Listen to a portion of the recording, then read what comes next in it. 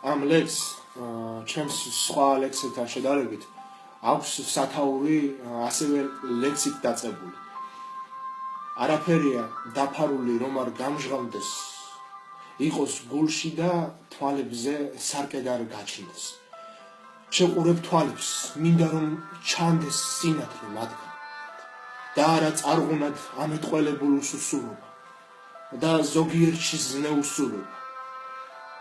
ძილის გიპნოზებს, ვინც კი უწოდებს სწორად ცხოვრებას, სუსტის მორევას, ძლიერთან თვალთმაც, ოცნების თამაშს, ტაძარში ლაქლაქს და მოძნის ღალატს. არ იმსახურებს არც განდიდებას და აღაც დაფნას. შევყურებ თვალებს და მინდა ჩანდეს ღრმა მეტყველება, საქმის კეთება, მოძრაობა, ბრძოლა და ნაკლები წოლა. ახალი სიტყვა, რაც ჯერ არ ითქვა, განვითარება, ახლის დანერგვა, გულის ტარება, ხალხში გარევა, ბაირონივით თერგთან შერევა და არასოდეს ზურგის ჩვენება. არც თავის მაღლა მთებზე აწევა, უსარგებლოა გოეთეს დგომა, თვითგაღმერთება, სახელად ბოდვა. მაღალი ენა მოსაჩვენებლად, გაუცხოება გაუცხოებად, ბარიერები, ხიდის არ ქონა, უხმი ხელები, ფულის ქონა და არ გაცემები. ილიას მოკლა და სამშობლოდან დევნა გმირების.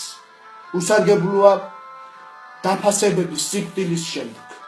ხო ეს გმირები, შემოქმედები თითქოს ჰგავს ქრისტეს. და ეს მსგავსება მაინც მცირეა. მასში არც ბეწვი, ჩვენში დირია. და ეს ცხოვრება თითქოს კიბია. მასზე ადიან ან ჩამოდიან. სადაც არილი, იქაც გესვრიან. ირგვლივ მტერია, ან და მტრებია. მაგრამ ამ მტრებსაც ჩვენი სიფხიზლე რომ აკისრია, ესეც მადლია და წარმოადგენს მათთვის მისიას. რათა იფეთქოს და დაიწეროს გულებში ხალხის იმედი ახლის. აშენდეს ბევრი, აივსოს ქვევრი, გამრავლდეს ერი, მოექცეს მტერი. არის საჭირო, ძმა არ გაწირო, იბრძოლო, შექმნა და მიაღწიო, რომ შვილი გერქოს, რომ მამა გერქოს.